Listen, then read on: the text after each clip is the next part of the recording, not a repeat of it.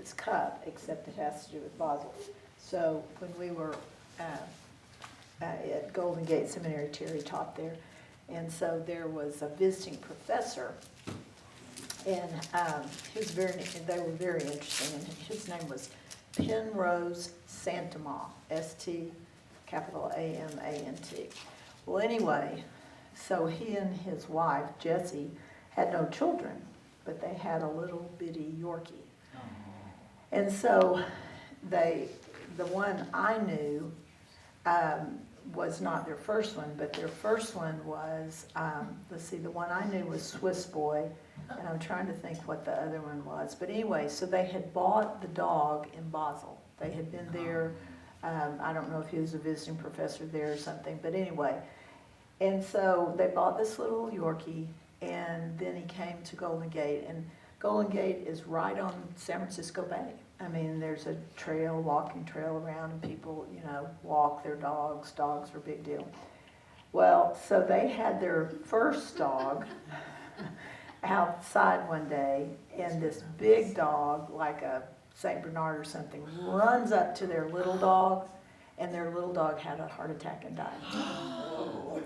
And so, I know, died. So, the people that own the big dog, this is Marin County, that's why it cracks me up.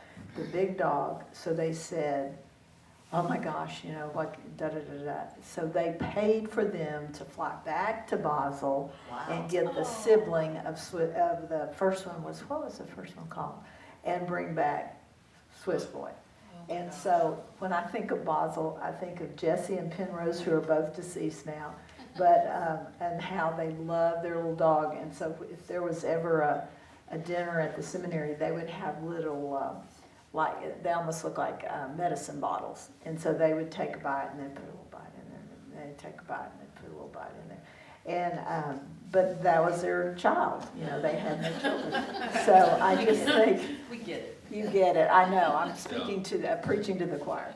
I just think that only in Marin County would somebody fly you back to Basel to get you. Wow. So anyway, all right. So we have been talking about the Bible, how we came to get the Bible that we have, because it didn't just, Barbara Brown Taylor says, it didn't wash up on the shore in a bottle and somebody took it out and said, oh, the Bible. And it's been over time, that it came to be like we know it today. And she uses a word that's very interesting. She says curated. Now, you know what somebody does if they curate an art exhibit. They take the pictures and they decide which ones need to be in the exhibit to tell the story or whatever. And so, in a way, the Bible has been curated. It has been, like I told you, that there was discussion about what should be in there and what should not. And so, in the Catholic Bible, there is the Apocrypha, and it's kind of the books in between. I think Apocrypha means hidden books or something. But anyway, so I printed out a little, some from the Gospel of Thomas, which is one of the apocryphal books. And I just thought I would read you a little bit out of it, because there are reasons that each of these, I guess it starts there. There were reasons that each of these books it was decided they would not be in the Bible like we know it today. So this is the book of Thomas. I'm just going to read you a little bit so you just get a flavor for it. And it says, the secret words that the Savior spoke to Judas Thomas, which even I, Matthias, wrote down while I was walking, listening to them speak with one another. The Savior said, Brother Thomas, while you have time in the world, listen to me, and I will reveal to you the things you have pondered in your mind. Now, since it has been said that you are my twin and true companion, examine yourself, learn who you are, in what way you exist, and how you will come to be, since you will be called my brother. It is not fitting that you be ignorant of yourself. And I know that you have understood, because you had already understood, that I am the knowledge of the truth. So while you accompany me, although you are uncomprehending, you have in fact already come to know, and you will be called the one who knows himself. For he who has not known himself has known nothing, But he who has known himself has at the same time already achieved knowledge about the depth of the all.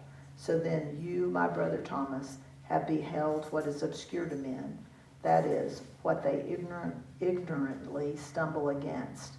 Now Thomas said to the Lord, therefore I beg you to tell me what I ask you before your ascension, and when I hear from you about the hidden things, then I can speak about them. And it is obvious to me that the truth is difficult to perform before men. The Savior answered, saying, if the things that are visible to you are obscure to you, how can you hear about the things that are not visible? If the deeds of the truth that are visible in the world are difficult to you to perform, how indeed then shall you perform those that pertain to the exalted height and to the pleroma which are not visible? And how should you be called laborers? In this respect you are apprentices and have not yet received the height of perfection. What do you think? Does it sound like the Bible? Could be. Anyway, so if you're interested, you can take this and read more of it. Because it's kind of, it is kind of interesting. And this is about, I thought this was kind of interesting. It said, what are the 14 books removed from the Bible? Why were the 14 books removed from the Bible? It's a sacred mystery. There are a lot of conspiracy theories and thoughts centered around this, but no one knows the exact reason. Others believe they simply didn't fit the narrative of what the ancient text was trying to convey. It's not that they're inaccurate or false, it's merely saying they weren't suited for the Bible because the information was not applicable. So this says, the King James Version of the Bible first coined the term Apocrypha, and it separated these sets of books from the rest. The Roman Catholic Bible still contains these books in the Old Testament, but do not call them Apocrypha. They're called the Deuterocanonical, and this means they belong to the second canon. So, what do you call the books that are in the Bible? The Bible. The Bible, but there's another word, I just said part of it. The canon, that's the books that are accepted, the canon. So here in 1684, it was decided to remove these 14 books from some versions of the Bible. First Ezra, Second Ezra, Tobit, Judith, the rest of Esther, that would be interesting, the Wisdom of Solomon, Ecclesiasticus, known as Sirach, Baruch with the Epistle Jeremiah, the Songs of the Three Holy Children, the History of Susanna, Bel and the Dragon, the Prayer for Manasseh, First Maccabees and Second Maccabees. You know, it's kind of interesting, I don't know if you're like me, but when you know the Bible that we have, those all sound weird, don't they? Have you read them? I haven't. I haven't read all of them. I mean, I've read it just like I did now, little portions. Does anybody know why? Well, there are some reasons, you know. I know that one of the things, like Esther almost didn't make it because I believe it's Esther that doesn't mention God. God's not in there at all. So there was a little bit of discussion about if they should put Esther in there. And I didn't know there was the rest of Esther. That's what it's called, the rest of Esther. So that'd be kind of interesting to read, wouldn't it? Because Esther's a good story. So there was discussion about these books in terms of, well, like it said, that I just read, it said it didn't apply, it seemed to be applicable to a large swath of people. It might have been for a specific group or something like that. So they would make the decision, maybe we should put that in there. But I think, and one of the things Barbara Brown Taylor says that I really like, it cracked me up because I was Googling this thing I'm just going to talk about, but anyway, and somebody, you know, how it'll have questions like, what is this and what is that, and you know, you can click on it and it'll say, and one was, is Barbara Brown Taylor in the Bible? But what she says is she has taught at a college, and I don't know if she's now retired, but she's taught at a college for a long time. And it's I think a Methodist school maybe, and in North Georgia. And she says that students come into her class and often, they have this, they're used to a devotional reading of the Bible, which there's nothing wrong with that. That's one way to read the Bible, devotionally. Like you might you're having a hard time and you pick up the Bible and read a psalm. The Lord is my shepherd, I shall not want, or whatever. And so that's a devotional reading of the Bible. But then there's also another reading of the Bible that's a more academic reading of the Bible. Okay, it says this here, but it doesn't say this here. Why didn't, And both of them are valid. Both of them are a good thing.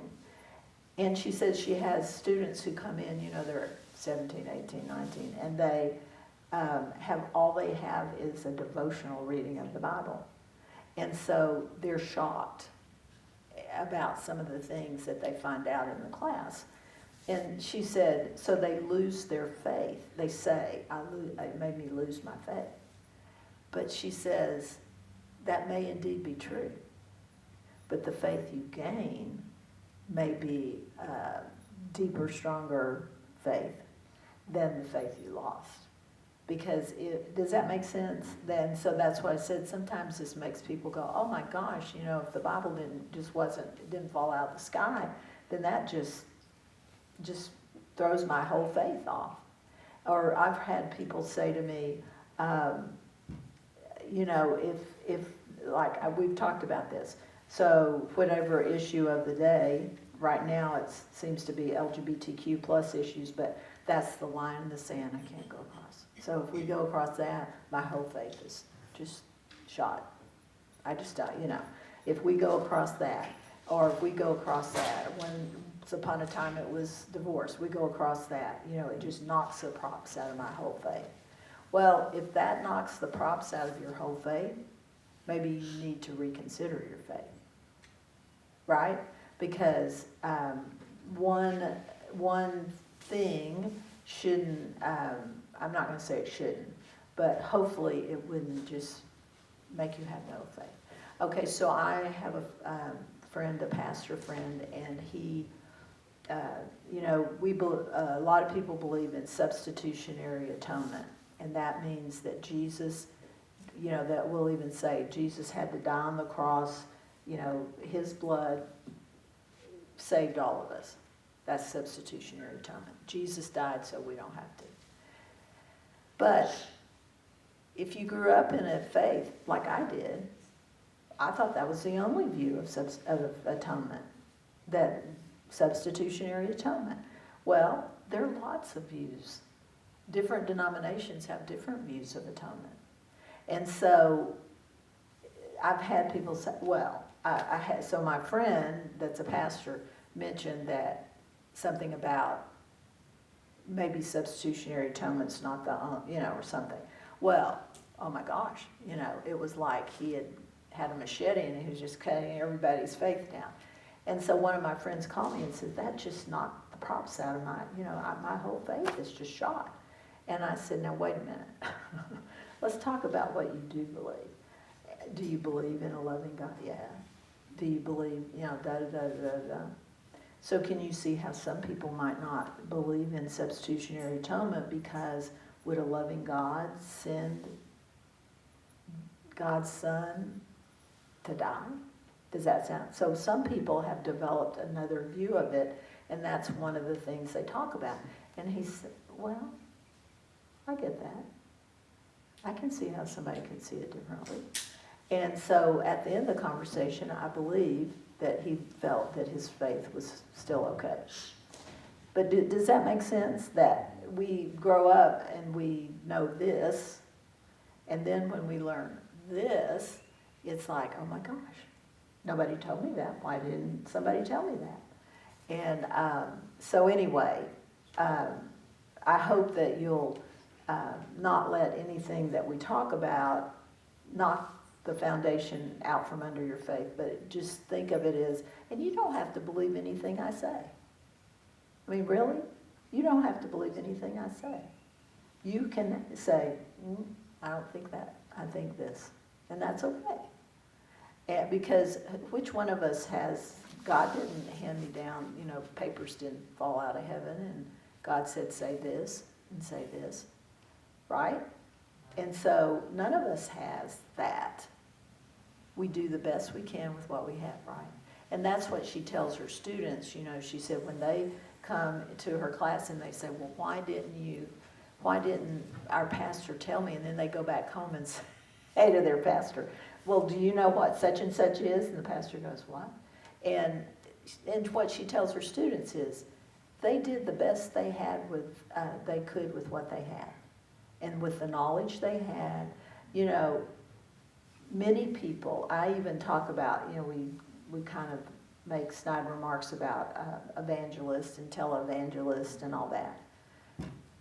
There are people that genuinely come to God through an evangelist.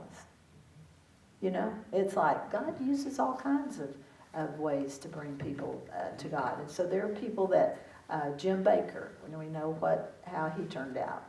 And there are people that will tell you, I first saw Jim Baker and that's how I came to know God. That's how I have a relationship with God. So God can use all kinds of, even if some of us think we know more and some of us don't think we know as much, God can use all of it, right? And so some people grew up in a little bitty country church and the pastor never went to seminary. It was somebody that felt called to preach. And they have a really strong, robust faith. So it doesn't mean that God can't use all kinds of ways to bring people to knowledge of God, right? So like I said, I don't want anybody to feel that anything that's said is just, it's just throw me for a loop because I didn't know that. Just take it, mull it over, take it and think about it. But what I'm telling you, the part I'm telling you about the Bible is true, about how it came to be and how one of the things that she talks about that I think I mentioned to you the other day is that we didn't have I wanted to say this exactly right, but we didn't have the Bible as we know it until almost 400 years after Christ. That's a long time. See, we think, when we read the Gospels, we often think that Matthew went and sat down and wrote that down that night, right? And said, here it is, this is the Bible according to what I think. It didn't happen that way. It was over time. And so that to me, doesn't change what the Bible says. It just meant that's why maybe they have differing remembrances, right? And she said, Barbara Brown Taylor said she had a student that came in and said, well, in the Bible it says that the star shining over Bethlehem, it was there about 2 years or something, shining, and then it went away. And Barbara Brown Taylor was saying, Matthew didn't even talk about the star. He didn't even write about the star. So some of the things we focus on, are probably not the real thing, right? It's not, we get all caught up in, were there 3 wise people? Were they all men? Maybe not. Were there 3? Doesn't say there were 3. Now, why do you think that we think there are 3? It's the Trinity. Gifts. Mm-hmm. The gifts. There are 3 gifts. So there must have been 3 wise. They must have all brought a gift, right? Well, some people go to a party and don't bring a gift. And so through the years, that's been the customary, every little Christmas pageant you see, there will be 3 wise men who come. And so, anyway, but that's just become accepted. Does that make sense? But it doesn't say that in the Bible. And she said, she did tell, we talked about there are a lot of translations. There are paraphrases. A paraphrase is different from a translation. But she said she had a student that came in and said, she said in class, the Bible, Jesus doesn't say, I am the Son of God. And a student came up and said, yes, Jesus does say that. And she said, oh. So the next week the student brings their NIV Bible and it is translated, the Son of God. But a lot of other translations don't translate it that way at all. So, there's just all these little things. But to me, they're peripheral things. That's not the crux of my faith. If there were 3 wise people or 5 wise people, that's not what my faith hinges on. That's just a peripheral thing. Interesting to talk about, interesting to think about, and, So anyway, but if you have a different way of looking at it, you can certainly share that with us. Anybody have a different way of... Diane, how do you think your dad thought about translations? And he was a pastor. Her dad went to seminary. He recognized, that it was translated, and back then, it was always King James Version when I was growing up. Right. I learned all my Bible verses in Yes. that old English. The authorized version, Yes. Yeah. But, he just studied it and then really tried to feed the flock. Yeah, With yeah. what he thought God had put upon his heart to do. Yeah, right. That's the only way I know to think about it. Yeah, and there are, that's a really good point, because I write a manuscript every week. So I write it all out, it's in, typed out, and I have that.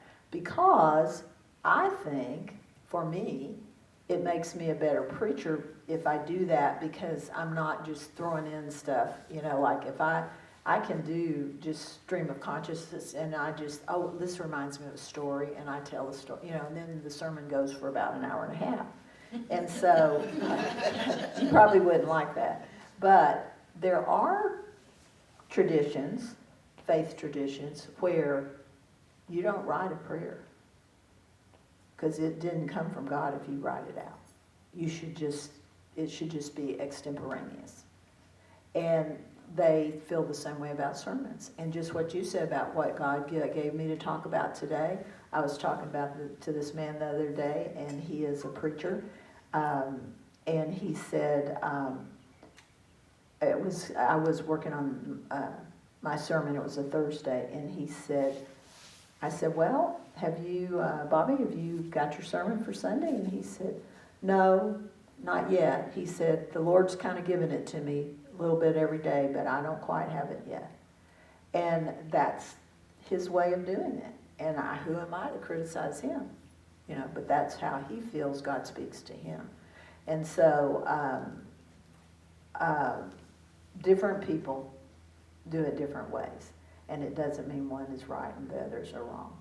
It's just, some of it is tradition, what your tradition is. Okay, so,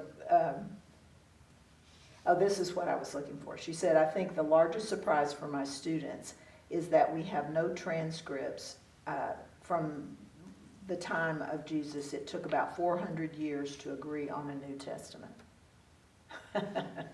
Church is kind of slow. Must have had a lot of business meetings to discuss it. I can just imagine. Southern Baptist. Southern Baptist. That's right. There you go. Had to talk about it.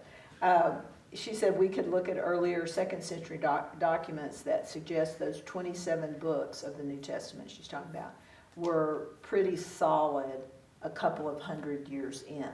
They were pretty solid. But it's close to the 400s before the Christian church had agreed that the 27 books, these will be the New Testament. And it was a long time for some students who, she said a long time for some of her students that thought it washed up in a bottle on the beach. And she said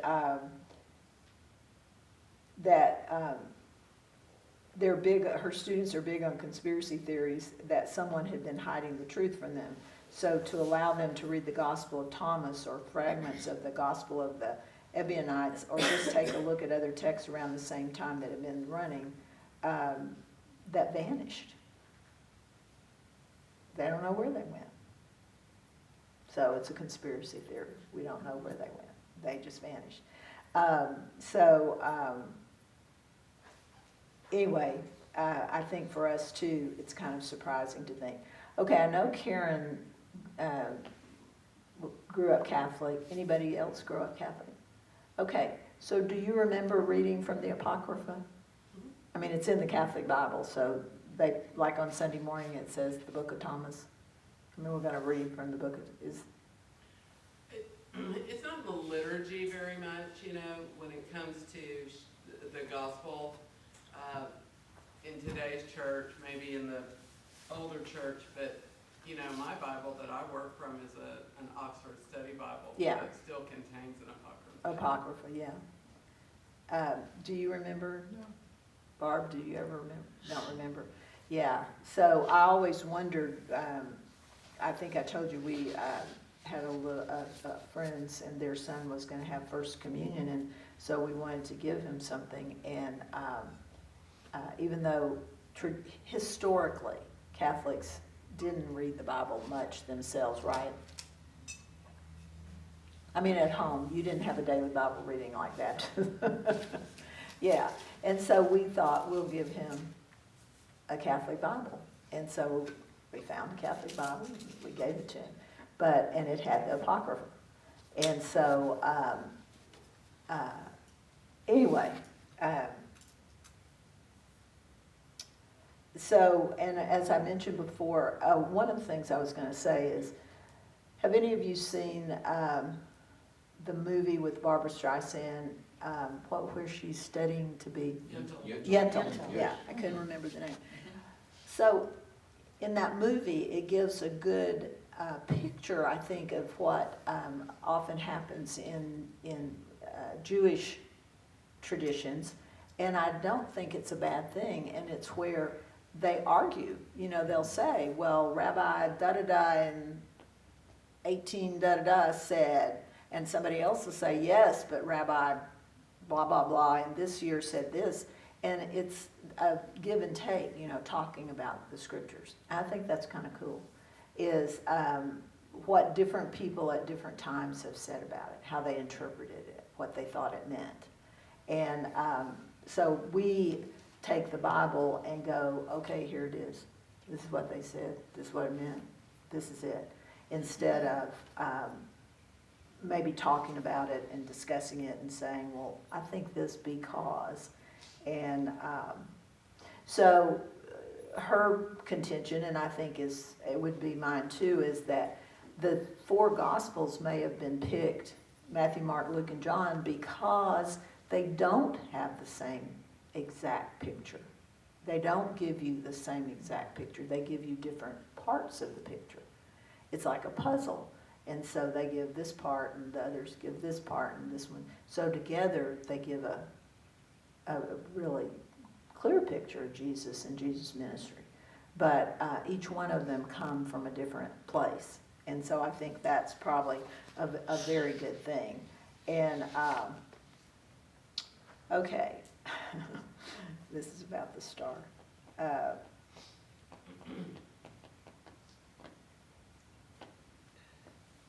So she says she remembers the New Testament scholar who first told her there were 5,000 manuscripts or fragments of manuscripts of the 27 books of the New Testament. 5,000. That's a lot to sift through, isn't it? She says, I love this, I had to have another beer after that. It's just too much. It's so upsetting.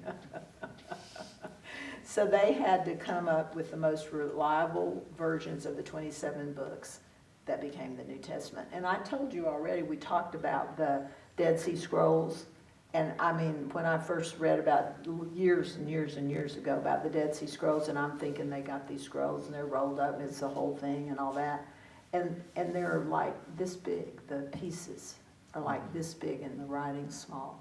And, you know, when you see an exhibit of them, they'll have all these different little fragments of them. How anybody, it has to be holy and sacred if anybody could make sense of all of that and pull it together to have the New Testament that we have today.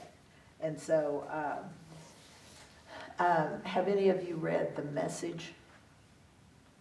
It's like, you may think it's a translation. It says The Message, and it's by, I think, Eugene Peterson. But it is a paraphrase.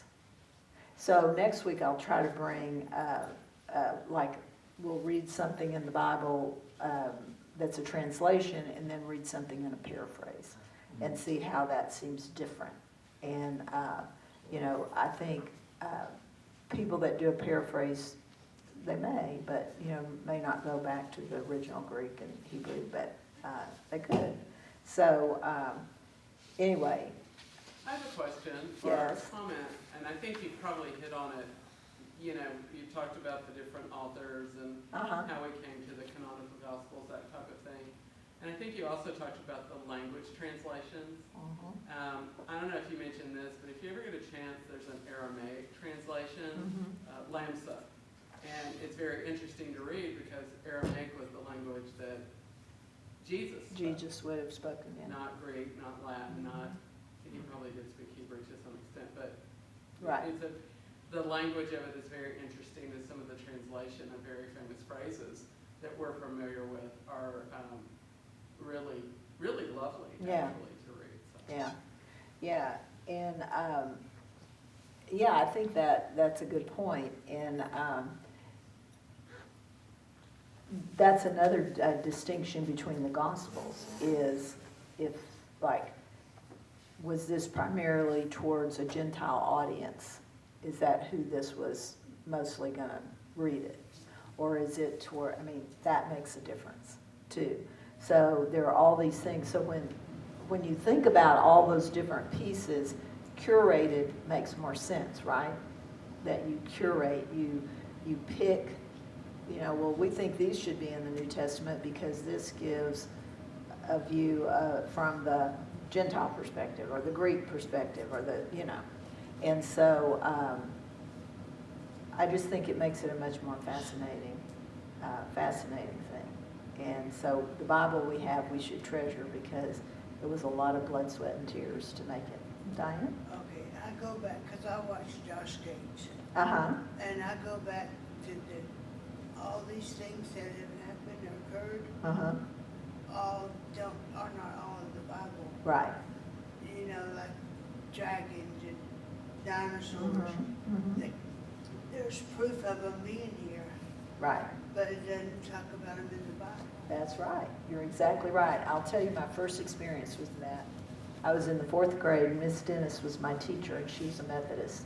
And so being the good little Baptist girl I was, when we were studying about dinosaurs, I just went up and said, Miss Dennis, I just don't understand. So where did dinosaurs come? Because in the Bible, you know, it was Adam and Eve and then people, you know, where did the dinosaurs come? And she looked at me and said, you have your religion and your science mixed up.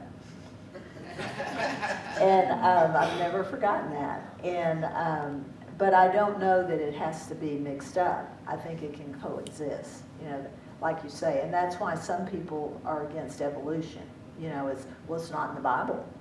You know, God created Adam and Eve, and there's no evolution, you know. Well, God's more creative than that. And so I think that they can exist side by side. They don't have to fight each other. And so you can believe in evolution and still believe in the Bible. I think that's very possible. And there are a lot of things, you're right, Diane, that the Bible does not specifically mention, for sure. And we need to remember that. You know, people that say, I know, we got to go. People that I was say, going to comment on something. oh, go ahead.